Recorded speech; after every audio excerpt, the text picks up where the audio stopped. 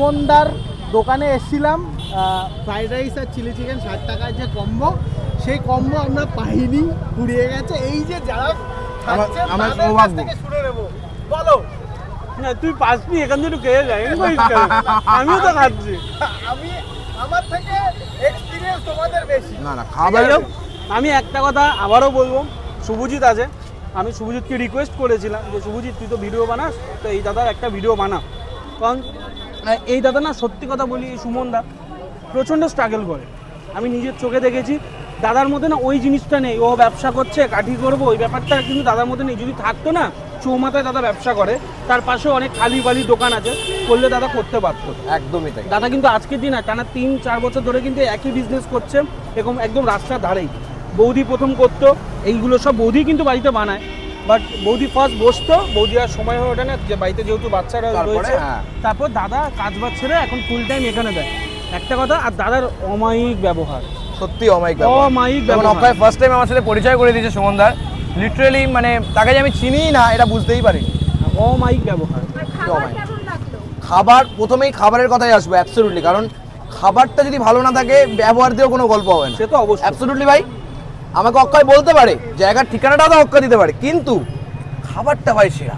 কারণ অক্ষয় নিজের বাড়িতে তো ওর বউয়ের জন্য নিয়ে যায়। আমার বউ তো চিলি চিকেন ফ্রাইড রাইস খায় না। তোর বউ আমার বৌদি হবে না? বৌদি, হ্যাঁ, তাহলে বৌদির জন্য নিয়ে যায়। আমি না ভাই, আমার দিদি নাম্বার বানানো গেলে ডাহা ফেল।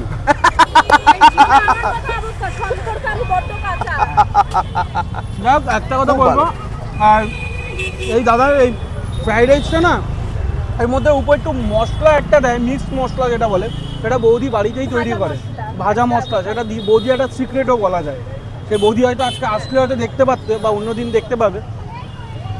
বৌদির অমায়িক ব্যবহার আর দাদার অমায়িক ব্যবহার, সাথে অমায়িক খাবার। আচ্ছা, ব্যাপারটা হচ্ছে যে মধ্যম গ্রামের লোক, এটা মধ্যম গ্রামের লোকের ভালো লাগবে মধ্যম গ্রামের খাবার, কিন্তু রানাঘাটের লোকের কেমন লাগে? না না, মধ্যম গ্রামের ছেলে বলে ওর ভালো লাগবে এরকম কোনো কারণ নেই। না না, আমি বলছি ভেবে থাকে। হ্যাঁ, আমি বলছি কেন, ফুড ব্লগিং করতে গিয়ে আমাদের ভালো খারাপ ঝামেলা ঝগড়াঝাটি সব কিছুর মধ্যে দিয়ে যেতে হয়।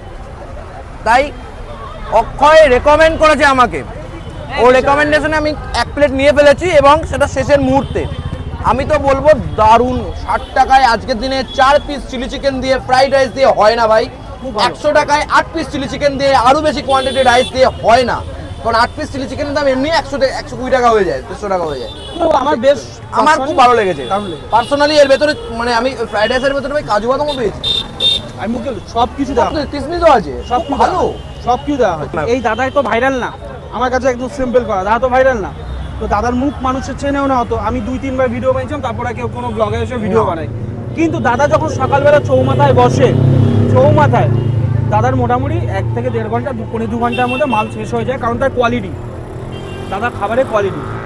অনেক পথচলতি মানুষ আছে, অনেক লোকেরা আছে যারা প্রত্যেক দিন হয়তো 100-200 টাকা দিয়ে খাবার নাও খেতে পারে, পসিবল না। তো তাদের জন্য এই খাবারটা একদম বেস্ট। শুধু এদের জন্য না, আমাদের মতো মানুষদের, এবং এর থেকে আরো উপরে লোকেশন হচ্ছে একদম টুয়ার্ডস কালীবাড়ি আছে, যেটাকে মধ্যম কালীবাড়ি বলে। একটু হালকা পিছিয়ে, হালকা কয়েক পা পিছিয়ে আসলেই, ঠিক আছে, একদম পিছিয়ে আসবে, ঠিক আছে, পিছিয়ে আসলেই আমার এই ডান হাতেই পড়বে। এই যে দেখতে হচ্ছে কালীমাতা বৎসলয়, কালীমাতা বৎসলয়, এই যে এই পাশে রয়েছে কালীমাতা বৎসলয়। সবাই চেনে, মধ্যমে ফেমাস একটা গার্মেন্টস শোরুম। আমাকে একটা ইয়ে দাও, আগে সামনে একটু এগিয়ে, এখন এখানে।